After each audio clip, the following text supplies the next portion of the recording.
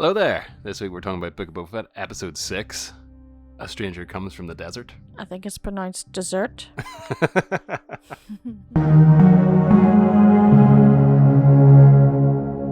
From this episode, as you can imagine, from an episode of Book of Boba Fett, Boba is in it for about 30 seconds. Yeah, which is probably more than the last episode. But there you go. Well, I think I'm getting soppy in my old age because, I haven't been this moved by a completely CGI face since one of the Real Housewives learned the power of friendship. You will never see my face again. Goodbye. You guys. So we open at Mos Pelgo, or Freetown, and we see Danny Coldray from The Office selling some laser bolts at high speed with some pikes. Say hello to Danny. Me. Just shows how good his draw is for later on in the episode. Get a bit of that foreshadowing. So he kills all the pikes bar one, and then gets him to leave the box of spice and then kicks it to the sand. It's showing us that this guy is a great shot, and B, is morally incorruptible, probably. So we flip over to Mando, heading to see Grogu, and we get R2, the gatekeeper. And we see the new Jedi temple being built in the traditional way. With droids. So R2 powers off, and I feel like this is kind of hinting at the Force Awakens thing where he just decides to turn himself off. And then suddenly... Oh, this looks like fun. A bench. So then we flip to Grogu and Skywalker training. I mean, look at that face. Oh my goodness. How did they do that? I still, you've already explained it to me, and I have no idea. It looks amazing. Yeah. The only time where it kind of falters a wee bit is whenever he talks, because his lips don't quite move as well.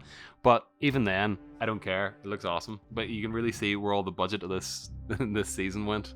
Just on Luke Skywalker's face. So it begins raining frogs as Luke Skywalker shows Grogu what he could do with the Force if he just focuses on his training. Because we know how much Grogu likes frogs and their eggs and eating frog eggs. And eating frog eggs and all that crack. He's a hungry little fellow. That's the cutest fucking thing I've ever seen in my entire life.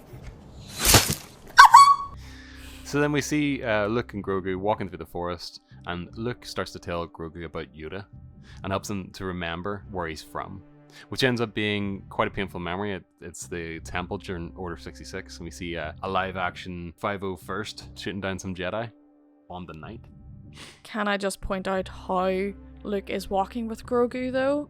Because Grogu's walking, but Luke is obviously walking a lot faster, so every so often Luke is just picking Grogu up with the Force and bringing him on a bit further. So then we go back with Mando, and Ahsoka introduces herself as an old friend of the family. It's a nice throwback to her being the apprentice of Anakin Skywalker. Of course, Luke's dad. Yeah.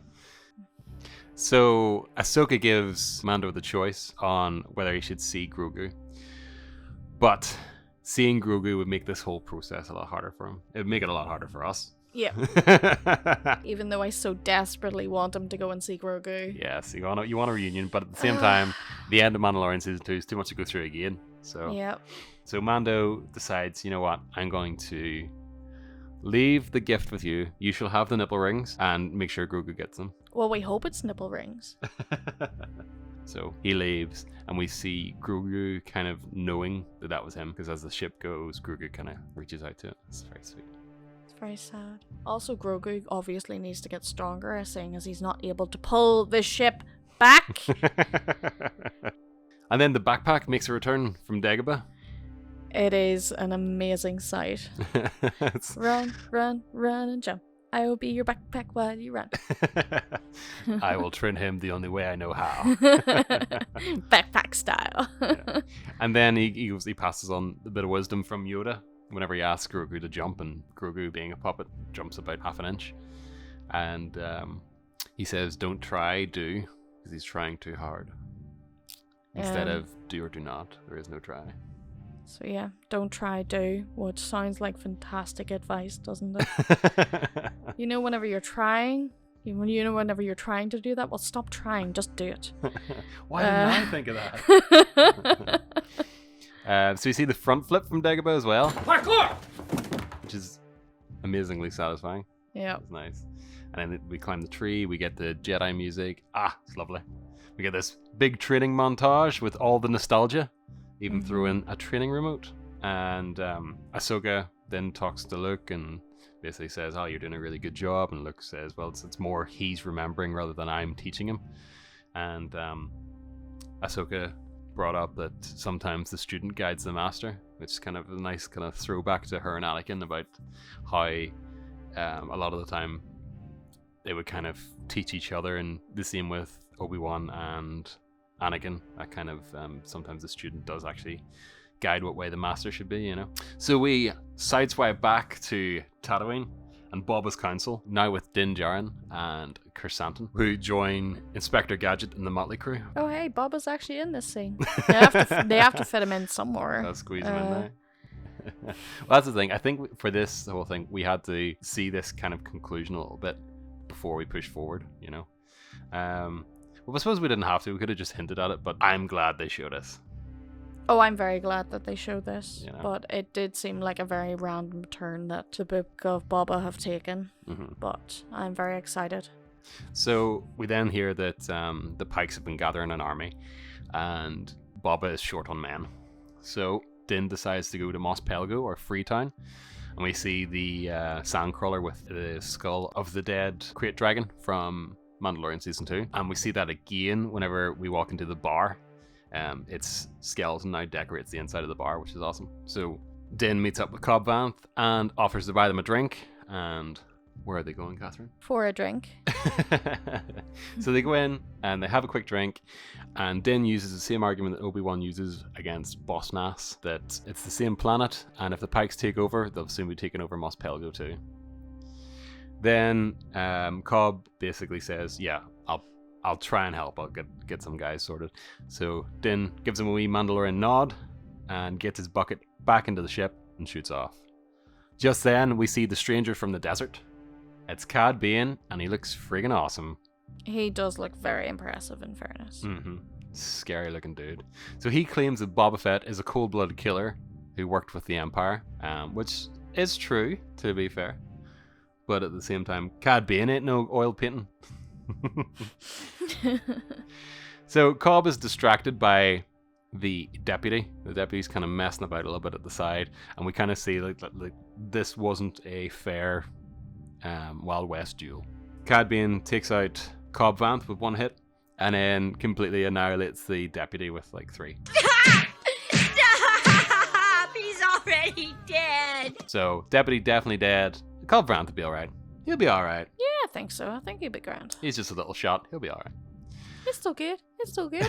So then we cut back to the bar that's run by the Twi'lek lady, who seems to be playing both sides because, well, her servants asked the 2 Pikes that come in, would they like their helmets cleaned, which of course means, would you like your protection money? So she's obviously paying Boba and the Pikes and probably just waiting to see who wins. So they say no, walk out.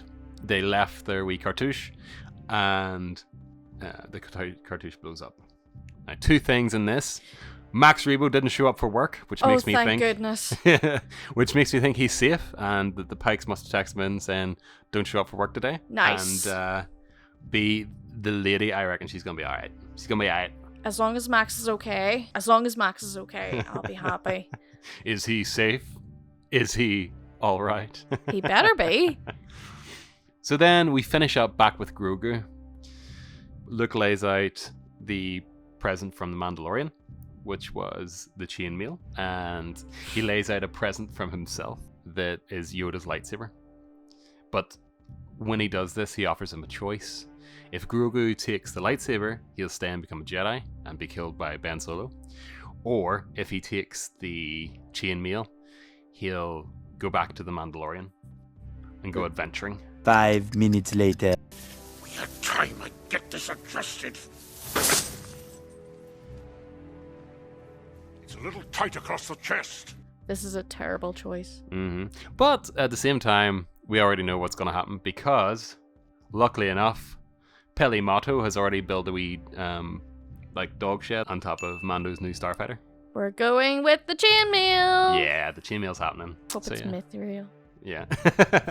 So Yeah, what an Stronger awesome than episode. Mithril. I don't know what kind of chainmail the Mandalorians build. I reckon it'll be pretty strong. Yes, what do you guys think? Is Mithril stronger than Beskar? Or the other way about? Oh, now these are the choices that keep me up at night.